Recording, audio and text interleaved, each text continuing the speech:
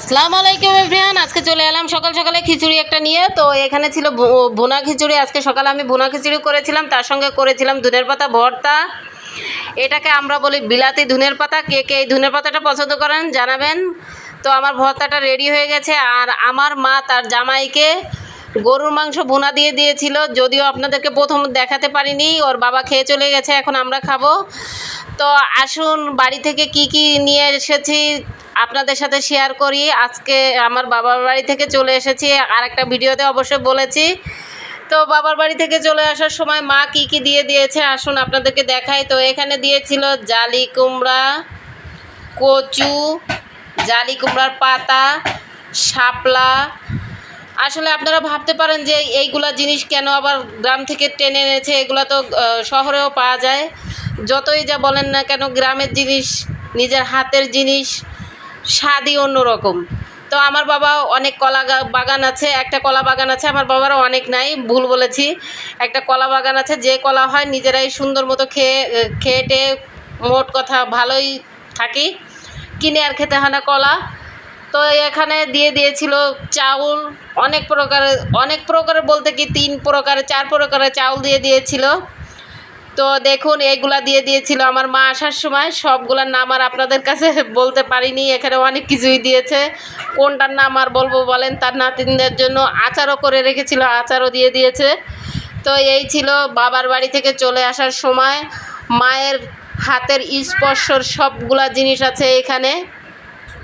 আমার মা একটা একটা করে সব কিছু গুছিয়ে দিয়েছিল। এখানে ছিল ভাতের চাউল, ছিল পোলাওর চাউল, পিঠা খাওয়া চাউল।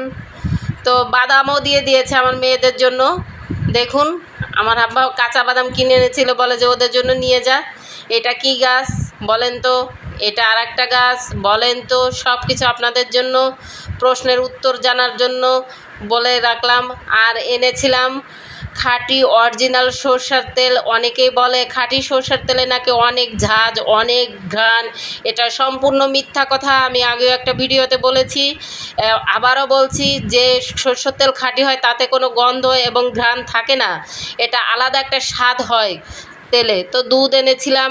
এবার সব কিছু দেখানো শেষে চলে গেলাম সোজা রান্নাঘরে। অনেক দিন পরে আসলাম। আসার পরে দেখি ফ্রিজে ইলিশ মাছ আছে। তো ইলিশ মাছ দিয়ে জালি কুমড়ার পাতা দিয়ে চচ্চড়ি করেছি। কে কে এই তরকারিটা পছন্দ করেন অবশ্যই কমেন্ট করে জানাবেন। ভালোই লেগেছে, খারাপ লাগেনি।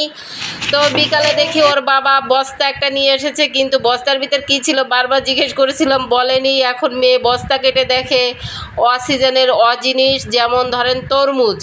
একটা তরমুজ দেখেই আমি বললাম এটা তো স্বাদই হবে না, মজাও হবে না, মিষ্টিও হবে না, লালও হবে না। তবে আমার কথাটা সম্পূর্ণ ভুল ছিল।